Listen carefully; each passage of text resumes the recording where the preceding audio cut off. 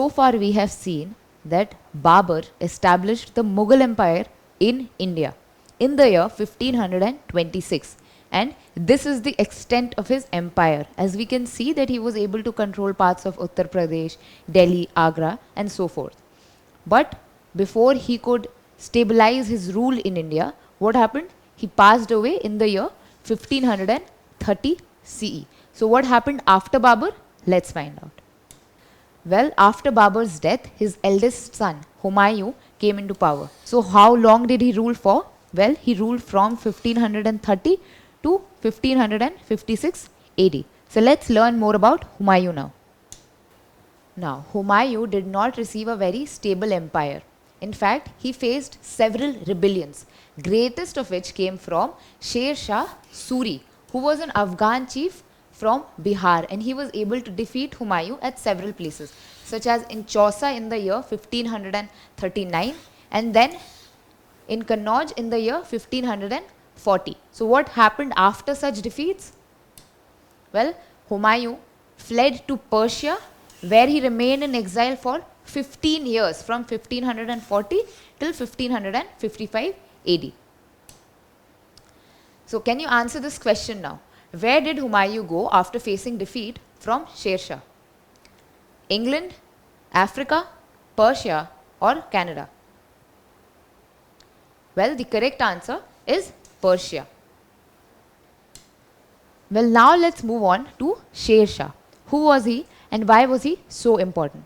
Well, you see, Sher Shah was able to establish the Suri dynasty in India from 1540 till 1545. So he ruled for just 5 years.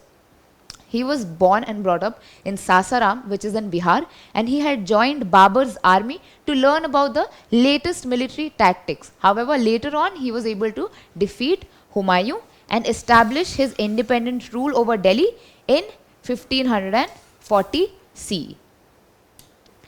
Now, did you know that he was born as Farid Khan? Well, so how did he get the title of Sher Shah? Well, he got that title because he was able to single-handedly kill a tiger, and thus he got the title of Sher Shah Suri. Now, take a look at this map. This is the extent of his empire, which was there in India from 1540 to 1545 AD. Even though he just ruled for 5 years, his administration was great, and that is why we are learning about him today. In fact, his administrative systems were so great that they were incorporated later on in Mughal rule as well. So now let's go on and learn about some of the aspects of his administrative policies. Well, he divided his kingdoms into sarkars, which were further divided into parganas, and these parganas were further divided into villages. Now, all of these sarkars were placed under 3 officers. Who were they? Let's see. Shikdar, who were in charge of maintaining law and order, like the modern day police. Munsif or Amin, who were in charge of collecting land revenues. Land revenues were very much important back then, and we are going to learn about them later. And lastly, Qazi, who was the chief judge. He also had a very strong military policy. He maintained a long-standing army comprising of cavalry, which were soldiers on horseback, infantry, which were foot soldiers, and elephants. So we can see that he had a very strong army. Not only that, he also continued Alauddin Khalji's system of Dag and Chehra. So Alauddin Khalji had introduced such systems. Dag was basically a type of mark which you used on your horses. So the horses could not be replaced. And Chehra is basically a system just for the soldiers, so that they could not be absent or substitute themselves by sending other people. So these were some of the policies that were maintained by Sher Shah Suri.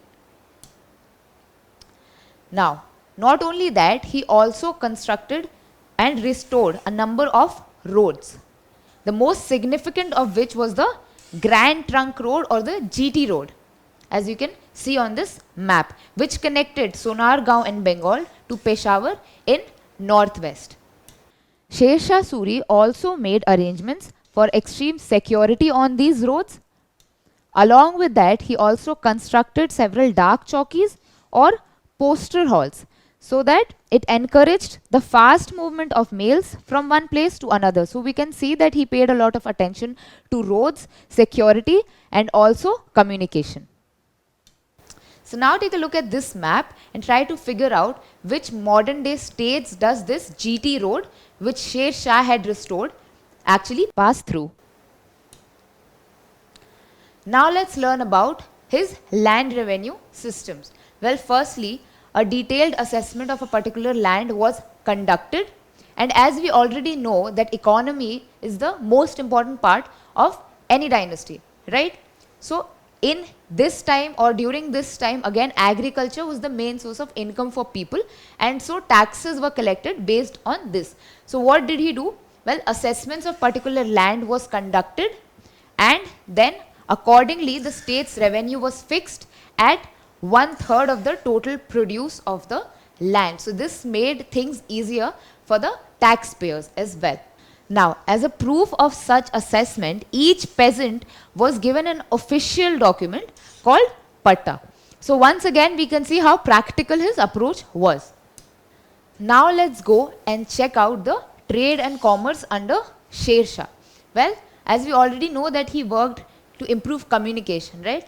Well, he built an excellent network of roads which also had rest houses along the way, known as sarais. Now these sarais, what were they used for? These sarais were often used as dark chowkis or postal halls. So why were these sarais important? Well, because it eased the journey, because of which people preferred these roads. Not just that, he also introduced a new currency with silver coins, known as rupiah. Not only that, he was also able to abolish all excess duties, which encouraged trade. Not just that, custom duty was levied only at 2 points now, one in the east and one in the west. So this is how trade and commerce worked under Shay Shah Suri. Now, did you know that the term rupiah is still in use, though in a corrupted form, as the currency of our country, which is Indian rupee? Now, Shay Shah was also able to look into the architecture of our country. In fact, he built several beautiful places such as the Purana Killa, which is in Delhi. You can even take a look at this picture to see Purana Killa. Not just that, he also built his own tomb. Shay Shah had introduced a new type of architecture which combined the Hindu and Muslim styles, which you can see from this picture here. Now, this is in Sasaram in Bihar, where he was born, right? So now his tomb is an octagonal structure with an imposing dome and a number of arches, which you can even see from this picture here. And as can be seen, it is built on an elevated platform in the middle of a lake. However, he could not complete the interiors as he died in the year 1545. So as we saw, Shay Shah died in the year 1545, but the Suri dynasty continued for the next 10 years. However, Shay Shah Suri's successors were weak in comparison to him, and so Humayun took advantage of it. He came back to India in the year 1555 and was able to defeat Shay Shah's successors with the help of the ruler of Persia. And so once again the Mughal Empire had entered India. However, the very next year in 1556 AD, Humayun passed away. So with that, we can once again see how Mughal Empire came back to India. It was started in India by Babur in the year 1526 AD, who was succeeded by his eldest son Humayun. But do you think after Humayun the Mughal Empire came to an end? Well, the answer is no, because as we can see, the Mughal Empire existed in India for almost 300 years. In the coming video, we are going to learn about the rulers who came after Humayun.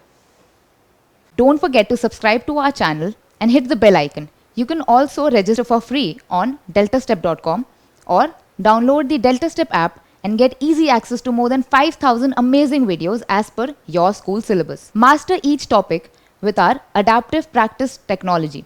Get million+ questions with step-by-step solutions and unlimited mock tests. Get all your doubts resolved instantly. Learn via games, and get a chance to win amazing prizes like PlayStations and iPads.